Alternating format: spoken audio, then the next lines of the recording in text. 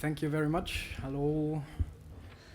I'm Jan from RWTH Aachen University, as also Claudius is. So let's see if this works.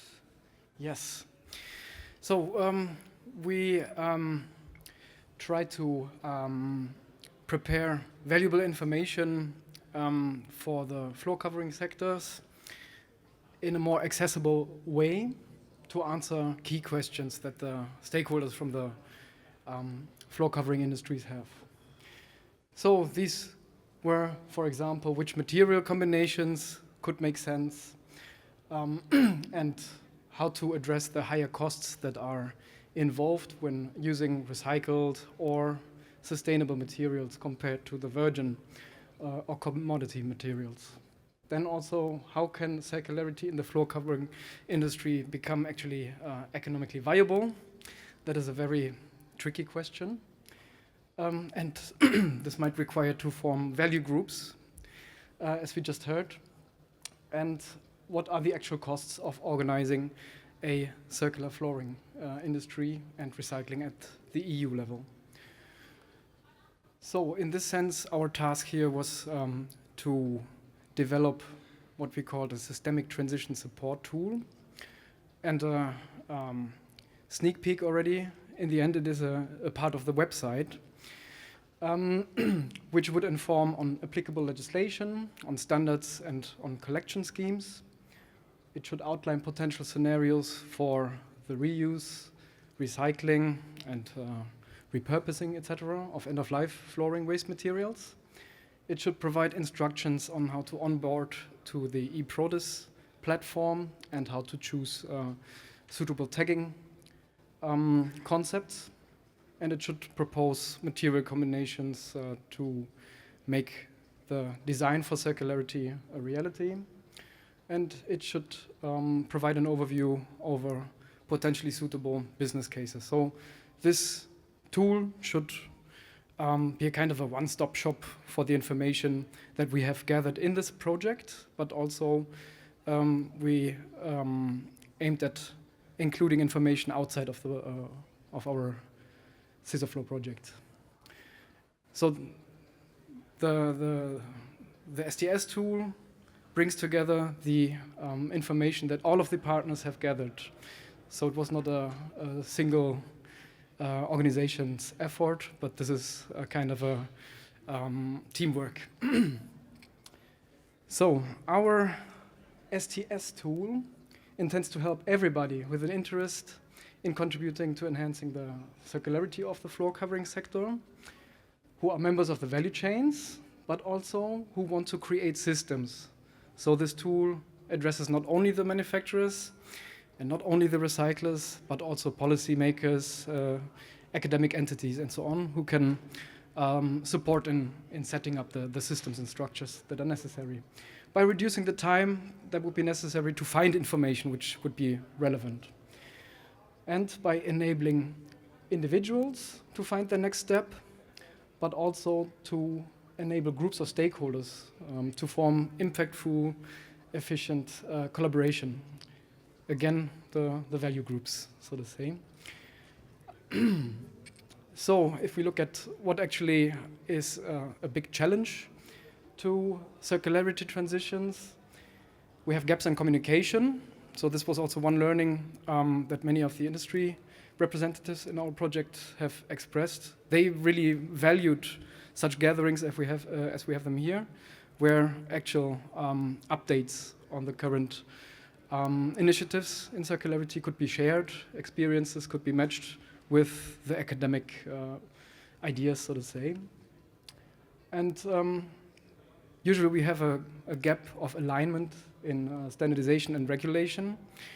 And this, regarding to our tool, means the users of that tool should have access to the current status of these initiatives, and it should also provide them the direct link to the public consultations, for example, so to be also part of these discussions.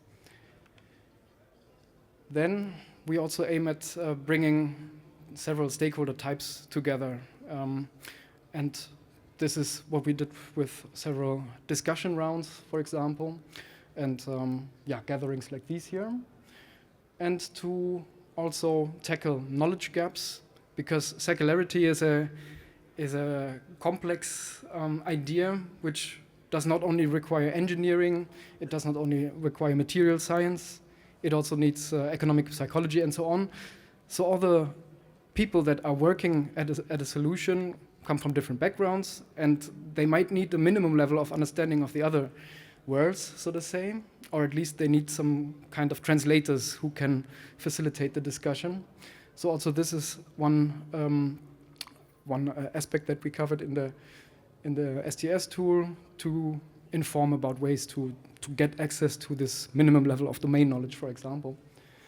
And then, again, the value groups, the look at adjacent sectors. So one obviously very important sector is the building and construction sector, but you would also look into mobile applications, automotive sector, train, etc., where floor coverings are in use currently now, and where many of the entities that use the products or that sell them also need to answer questions on how to make their products more circular. And that means for us, these can be invited to join the discussion on what actually could be done. So also here, the aim is to inform about the potentially interesting initiatives that are going on in sectors outside of the flooring world. Yeah, and then all of this transition needs to be financed, especially as long as the material is too expensive currently. So the first steps can only be made if there are if there is support, or if you find potential investors who see a business model in helping the floor covering sector industry to do first steps. So here also we try to highlight where such opportunities are. And in the sense, we from the university, we work a lot with students, and one student I would like to give credit here, it's Eileen Eskin, who has carried out interviews, in-depth interviews with many CISUFLO and adjacent partners, and we would like to take a look at some of these interview results now, because this guides us to what should such a transition support tool actually cover. The first question was on the actual readiness of the floor covering sector to be circular, and there only a few said, okay, they are front runners. Some said that they are absolutely lagging behind, and 50% of them said we started our journey, so to say. And then we asked also what the most pressing challenges are, and there you saw several on financing, on the legislation and the European bubble, so to say. What are the current developments on legislative level, etc. And then also the question, how important are standards for their work, and do they have sufficient overview and access regarding these standards? Here it seemed like there's the companies are very well informed and do have their access. Still, what would be the challenges for them? It's mainly on the suitability of certain challenges, but again, most of the respondents said that they would not face any specific challenges. Then, here again, the topic of regulation and legislation. It's this this feeling of too much of it and too much at once. And this again is an indication for the tool to provide access to such new developments. So, would you be willing to share your findings with other companies? Again, the value groups. So, how well would collaboration work to make circularity a reality? And if you talk about best practice examples on a broad level, that is okay for everybody. But talking about actual technologies, this requires a way higher level of trust. And hence, such information could only be shared in a more private format. So this could not be a public space as the tool itself.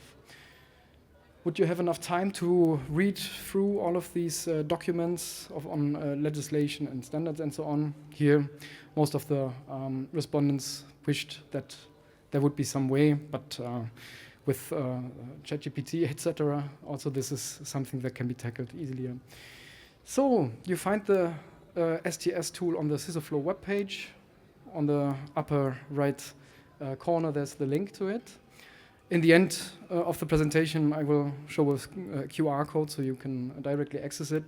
So just to inform you, this is how the landing page looks like.